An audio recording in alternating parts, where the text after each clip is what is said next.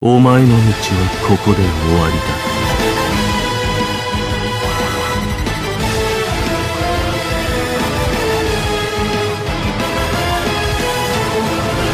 見せてその先の力というもの。ブリーチ、ブレイブソウルズ。 Alright, what is going on, you guys? This is your boy the Death Smasher, and welcome back to yet another Bleach Brave Souls video. And today we are going to be updating once again the 1000-year Blood War tier list. And it's been a long time since I have actually updated it. I think the last time was when round 3 got their resurrections, as well as, you know, the anime Ichigo, Uryu, and Chad first ever coming into the game. But now, ever since then, we have gotten the resurrections for round 4, round 5, and soon we're gonna be getting the resurrections for round 6 within the next couple of days, and we're gonna be adding the new 1000-year Blood War characters, including the 8th anniversary characters. Now look, I get it, these are 8th anniversary characters, they're premium characters, however, these are still characters from the 1000-year Blood War arc, and in my opinion, they do count, even if they're not labeled as 1000-year Blood War. So we're going to be adding them onto the list and just, you know, give a good overall classification of these characters. So with that being said, let's start it by updating the list. Now, in terms of updating the overall tier list, there's nothing that needs to be updated. So we're just going to go ahead and start right into the resurrections for these 10 characters. So starting it off with the 1000-year Blood War round 4 resurrections. Now, True Bankai Ichigo, I do feel like he got the least amount of upgrades. They're good, but in my opinion, he needed a bit more than just full stamina damage boost of 16% and booster, because in my opinion, it definitely helped make the character be a bit more usable, but I do feel like he still needs killer in Inheritance Trials, and he is a character that desperately needed Havoc, because this is just a worse version of Flyzen, because he has the 475 radius lunge, the 540 radius all around him, and then the third SA is just a regular 1000 full screen, so nothing too crazy. Oh, never mind, it's 525. But you guys get the point. This guy was lacking a lot of reach, and it is good that they gave him booster, because at the end of the day, his focus is just getting doubled. Instead of being 33%, it's 43%, and considering he has the transformation mechanic on the Soul Bomb, allowing him to turn into his Horn of Salvation form, he is getting the max changed from 120% to 140% at all times, and giving full stam is great, but he needed Havoc. I have to be 100% honest, he desperately needed that. The full stam is fine, I like it, but in my opinion, he also needed Berserker too, so like, it is kind of unfortunate that this guy got the resurrection. In my opinion, I kind of wish that this character got his resurrection the moment 1000-year Blood War returned, just so that way we would have gotten the innate abilities, a bit more broken stuff, to the point that these round 4 resurrections would be as good as round 5 are. So in terms of overall list, I'm definitely gonna bump up Ichigo and put him right above Retsu, or Soifun in this kind of case. But we'll dive into Soifun soon. Up next is Yuha Baha. This guy got nothing. I have to be 100% honest, this guy got nothing besides his Soul Bomb being better, because he did pick up Devastation of 20%, yet this guy actually picked up Havoc but no Frenzy. Caleb needed to go either one of the two routes. One, make him a complete nuker. By that, you just completely replace the Strong Attack Recharge Link with full stam, and you give him, I don't know, 50% SP buff, or weakened defense. You don't give him Havoc. He's just a character meant for nuking GQ, and that's it. But if you wanted to go for the playable character route, keep the recharge, which is fine, keep the Havoc, but goddammit, instead of Devastation, give him Frenzy, so that way he would actually be usable and his strong attacks would have been able to do something, because even then his kit sucks with the fact that he has a full range collision kit, and he's the only character to have this kind of kit alone. Like, look at him. He is still the only character, and I'm glad that his kit has not been repeated at all. Like, it's a terrible one at that. So, yeah. Yuha is still going to stay at the bottom of the list. I'm sorry, but I don't see any use out of this character besides Guild Quest, and even then we have Yachiru Unohana, the speed one, who is just several times better than him. Now, going into Kisuke, he was the one that surprised me the most in terms of upgrades. Now, the Soul Trade could have been a bit better, but I was happy that this guy picked up 50% pure damage right here. It's not 100%, but honestly, this just makes it up as a whole because he's just able to do 50% more damage on his normal attacks, strong attacks, and his Soul Bomb, which in my opinion is actually quite good. It's crazy to even think about. And he also picked up the Havoc, so his kit actually became better. Like, look, this is his form before Resurrection.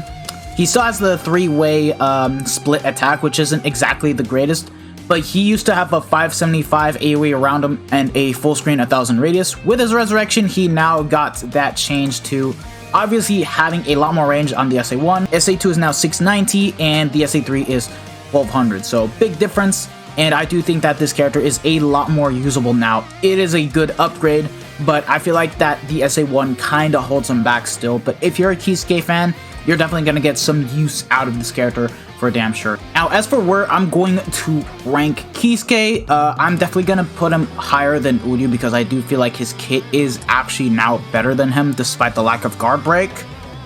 Above Oetsu, I want to say yeah, because let's be honest here, SP characters are just going to be faster at clearing than NAD units nowadays, and Oetsu needs a Resurrection. He is going to get one next month, so do expect this list to get updated again once we get more 1000-year blower characters and more Resurrections. So yeah, that's the place where I'm going to be putting him at. Yoruichi got the best Resurrection out of the 1000-year blow round 4 characters with the fact that she picked up strong attack reaches time of -10%, an extra Berserker, and Havoc of 20%. So 20% additional damage with recharge and more range on the strong attacks, and it's gorgeous, gorgeous. Now she has a 570 lunge, 690 lunge, and then a full screen 1200 radius.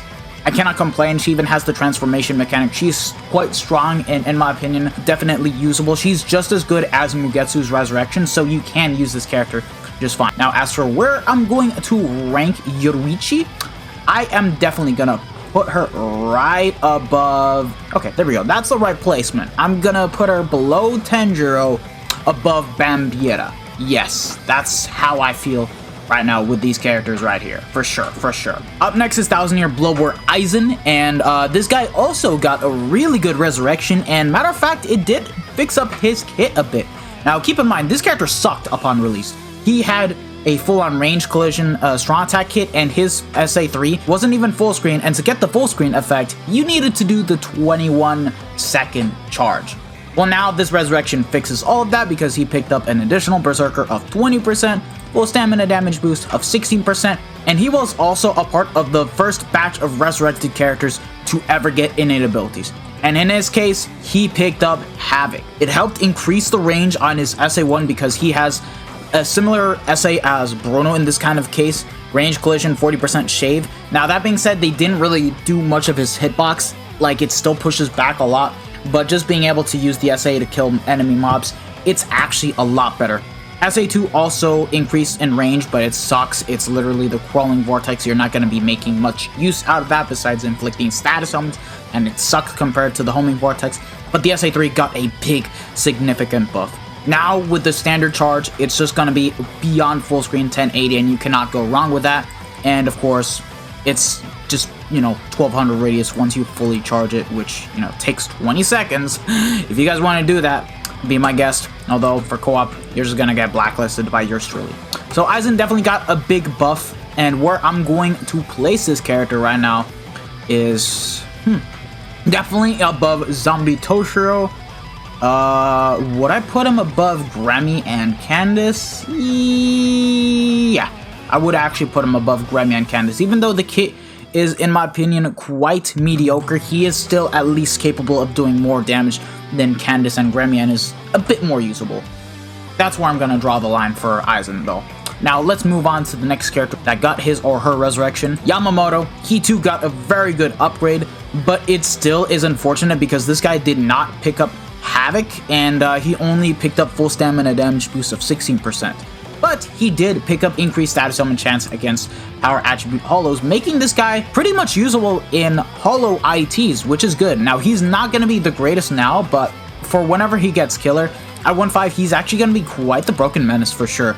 Not as crazy good as some of the more recent characters, but if you guys like using this type of Yamamoto right here, you guys can. And as the innate ability, he picked up damage to burning enemies of plus 30%. Now, normally this would be considered a bad upgrade, but because he has the increased status element chance, he can definitely make good usage out of the 30% damage. But I do feel like he needed a bit more than just that, but honestly, I think it's a fine resurrection. Like, it's definitely good, and he's gonna be better than 1-5 Yoruichi in that kind of case for when it comes to using him in IT whenever he has healer. So where am I gonna rank this character? Definitely above Shunsui, because, like, let's be honest here, this guy has status elements, Shunsui doesn't. Above, Rukia? Yeah, for sure. Yeah, above Yoruichi. Let's not forget, this guy still has the God Kit without Havoc, so, like, 2500 length beam, 800 AoE in front, full screen, 1000 radius, so in my opinion, yeah, okay, for sure. Up next is Soifun. Now, this character did pick up quite some good buffs. She picked up increased normal attack damage of 20% when at full stamp only. Bro, I love this because this is so useful on the likes of Masaki and Tokinara. It's crazy.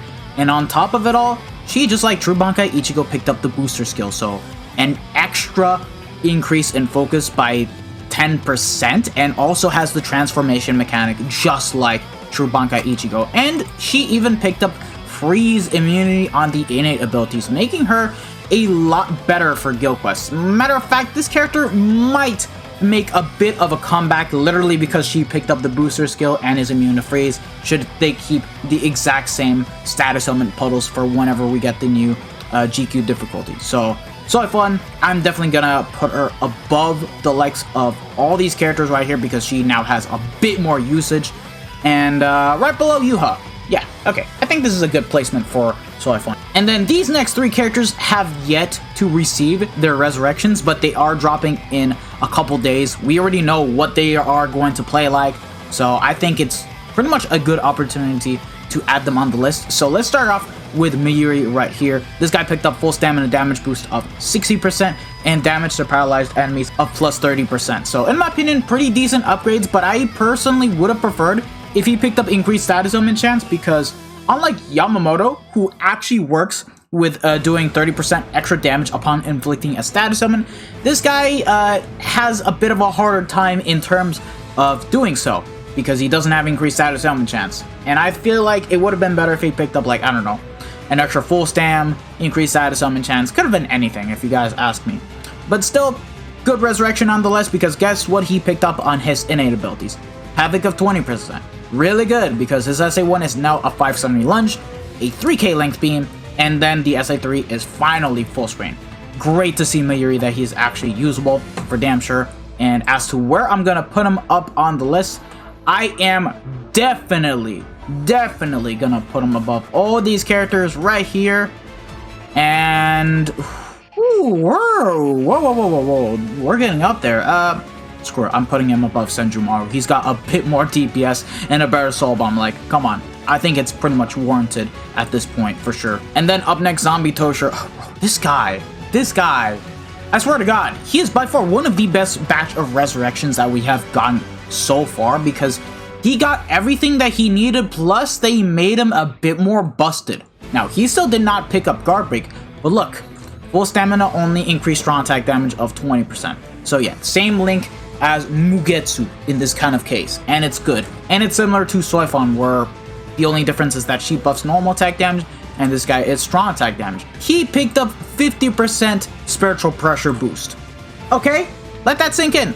Once you inflict a status element with either freeze or weakening, this guy gains an additional 50% SP and is just going to be doing a lot more damage, making him pretty much just as good as 1000-year blower Yamamoto, minus the OP kit, minus the guard break, minus the benefits that Yama has. It's just gonna make him pretty good, even though it's only 50% SP and not 80%, but it's still strong. Like, literally, it's strong. And he also picked up Havoc on the innate abilities.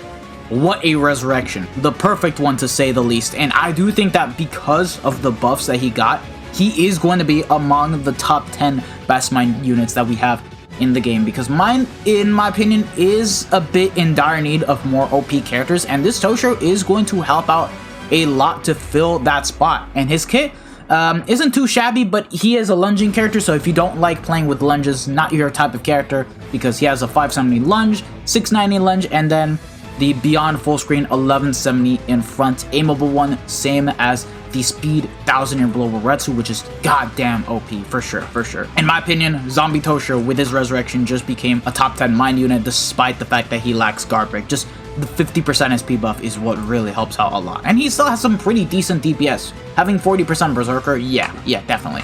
So where am I gonna rank him? I want to say above Daddy Ichigo. I definitely want to say above Daddy Ichigo. With his Resurrection, you can actually use him in Guild Quest as long as he pops the SA3. In IT, he's going to be better than Daddy Ichigo. There's just a lot more uses to use this character now. This character is finally usable, and it's fantastic. Like, he got the perfect upgrades. And then we finally have Nemu, who was the best in Banner. Like, upon coming out, she started the whole Havoc and Berserker meta, and with her Resurrection, they just made her even better because on Soul Trait, she picked up 16% pure damage. And this is actually quite new, and it can help out characters that cannot inflict status ailments.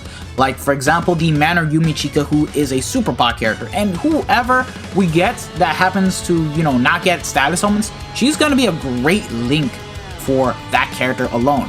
But what about the 6-star abilities? Look at what she got. Her Berserker is now 30% instead of 20, so already that alone she picked up 26% increase in terms of base damage. And this one's a bit iffy, but she did pick up low stamina damage boost of 40%. So that's the only caveat. If you want her to perform at her best, you need to stay at 30% HP or below, which is easily attainable because guess what she picked up on her innate abilities? Last Ditch. So you can easily achieve that, even though for some runs like Inheritance Trials, if you're trying to carry super pots like, I don't know, the Power Neliel, considering that character has stamina recovery, she will screw over your low stam and heal back up. So there's that, and I can't really say anything else. I personally would have preferred if she picked up 50% pure damage as a skill instead of low stam, but honestly speaking, I still think that this is a good Resurrection. It's all going to come down into personal preference whether you guys are going to enjoy playing as this character or not. In my opinion, Nemu Simps rejoice because this is a pretty good upgrade, and these Resurrections should have been what 1000 Year Blower Round 1 were. I'm sorry, but they suck. Compare this batch to the first batch, yeah, night and day difference. And yeah, her Straw Attack kit is pretty much the same because she already had Havoc upon coming out into the game. So where am I gonna rank Nemu? I am definitely gonna put her all the way above these characters right here, and you know what? Fuck it. I'll even say that she's better than Lilibaro currently. Even if Lilibaro has guard break, even if he has hit underground enemies, the DPS that this character can put out is actually quite good, and in my opinion, better than him. And she can be used in IT. I don't think it's as crazy as like Zombie Toshiro, but it's good enough in my book. So with that, we finished updating the list, including all the new Resurrections, plus the ones that are coming, and we're finally going to start adding the new characters. So starting off with True Shikai Ichigo right here, who got his remake and is now a premium character. This guy is actually pretty broken for having a very different kit, because he's got double killers of Hollow and no affiliation, frenzy +3, full stamina damage boost of 20%, and also has increased status ailment chance against technique attribute enemies, and also has weakening and drain. Perfect combination. Also decent soul bomb too of 60%. It's not as strong as Yamamoto, but the DPS that this guy can provide actually proves him to be even better than Yamamoto as a whole in terms of just being a character, which is actually crazy. He still has Sharpshooter, he still has complete status immunity, and also has Poise, read all affiliation dodges, and Sprint +1. And the kit, like I said, it isn't the greatest, but honestly, I think that the skills hard carry the unit. If you guys want to see how Ichigo performs against Yama, you guys can check it out. I made a comparison video between him, and I still do think that Ichigo is better than Yamamoto and everything else but Guild Quest, but that's just about it. Let me stop right there. 18% shave. Thanks to the skills, it's now a better strong attack, capable of one-shotting. It's never going to be better than the 3k length beam, but at least it's a more acceptable strong attack. Way better than the cross-shaped for sure. SA2 is the 750 into homing vortex. Really good strong attack. It does lack a bit of radius compared to the 960, but honestly, it does the job just fine for when it comes to bringing this guy in Inheritance Trials and carrying the super pot units for sure. And then the SA3 is full screen. Overall, very powerful character. Different kit, but honestly speaking, I like this because it just means that not every unit needs to have a god kit to be the best in the game, and Ichigo is just the prime example, and I'm gonna put him at number 1, baby. I don't care what people say, I think that this guy deserves it the most. Up next is going to be White. This character is also a prime example, but has a much better kit than Ichigo because double killers just like Ichigo, but it has Soul Reaper this time around instead of Hollow, and Frenzy +2, Havoc of 20%, 80% SP buff, damage to lacerated enemies of plus 60%, and damage to drained enemies of plus 40%, has the increased status element chance as well, weakened defense, bombardment, and the Mind Attribute character special move damage of 30%. Already he is a very great nuker. He is going to be able to rival close to Yamamoto, if not be slightly better by 10% in terms of damage. And what he does is insane. Like, he's able to heal up so goddamn fast, and the only wasted skill here is literally the Mind Attribute character movement speed. In my opinion, this should have been replaced with either Full Stam, Berserker, bro, fuck it, even hit underground enemies. Why is this a thing? It's such a wasted ability. Get that shit out. I'm so tired of it. I don't want to see it anymore. But yeah, very powerful set of status elements. It just means that he's going to be future-proof for every single Inheritance Trials and is great for Limit Breaker Quest as a whole. Innate abilities, is immune to everything, has Marauder, and Sprinter +3. Has the same flash steps as Soifon and Yoruichi, and the kit does differ this time around. He has the Suction Vortex into Lunge, which is actually quite new.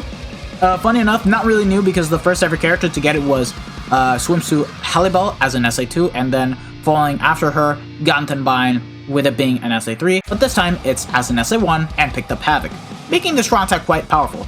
And then the SA2, full screen lunge like Uryu and Toshiro, you cannot go wrong with that. And then Vortex into Explosion kind of attack like 5th Anniversary Byakuya. Considering you want to proc status elements with this character, and you have a high chance of doing so, and you get extra multipliers for it, yeah, it's a good strong attack. It definitely helps out a lot for when it comes to killing enemy mobs with that SA3. And in my opinion, White is easily the best of the 1000 Year Blower characters. Putting him up there. Easily. Even though these 8th Anniversary characters are not 1000 Year Blower because they're not in 1000 Year Blower banners, I'm still gonna keep them there because these are 1000 Year Blower arc characters. Okay? I don't care. And now we can finally tackle the true 1000 Year Blower characters, which is basically round 17, which is Yachiru Unohana, Chojiro, and Genryusai Shigekuni Yamamoto in his prime.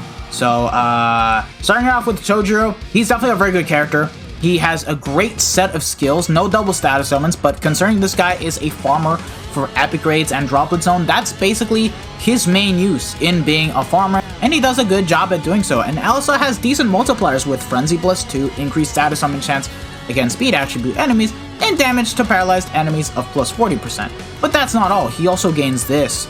Technique Attribute Soul Reaper, damage to status summon affected enemies of +40%, buffing himself and all other Technique Soul Reapers. Plus, Technique Attribute Character Special Move damage of 30%. These two skills combined together are important because it's going to help buff up bombardment units for guild quests. Characters like Artbook Ichigo, Spirits Are Forever With You Toshiro, they will be able to nuke even better than before, and it just helps out a lot when it comes to using this character as a side in guild quests. And like I said, he's best for farming droplets, but he also has the Link Slot Potion skill. No Super Pot skill, but honestly, I'm completely fine with it because this guy was not meant to be used as a Super Pot farmer, and I'm completely fine with that. I'm good if they make these characters designed where they're mainly meant to be used for. Now, that being said, if you guys do not like Mind Lisa, you're not going to enjoy this character because this character has the exact same kit. Shotgun Blast on first, 1200 by 1200, 750 Suction Vortex, and then the SA3 is full screen. I don't mind the kit because you can just easily fix that with Full Stam and Launch Ride and he'll be a lot more fun and enjoyable. But again, if you guys don't like Lisa, you're not going to enjoy this character. But he is still a very powerful tech unit for sure, and quite a worthy one at that. To the point that I'm actually going to put him... hold on, where am I going to put him?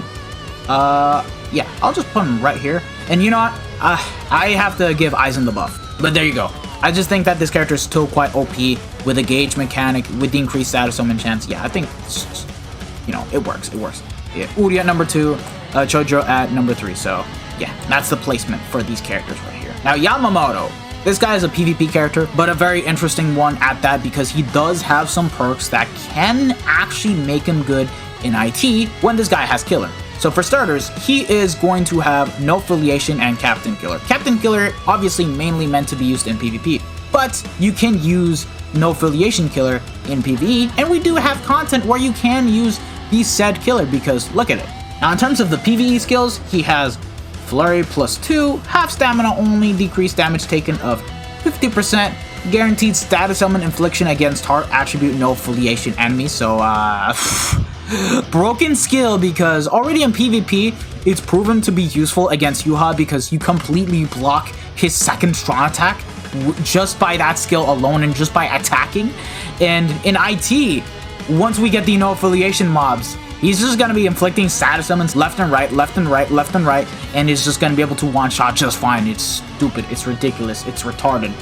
And also has Poise, meaning that this character cannot get staggered. And then innate abilities, Marauder, so nullify melee resistance plus guard break, is immune to paralysis, and has Sprinter +1. So yeah, like I said, he's mainly meant to be used in PvP because he does have an additional Flurry +1, so he gains Flurry +3 for 10 seconds.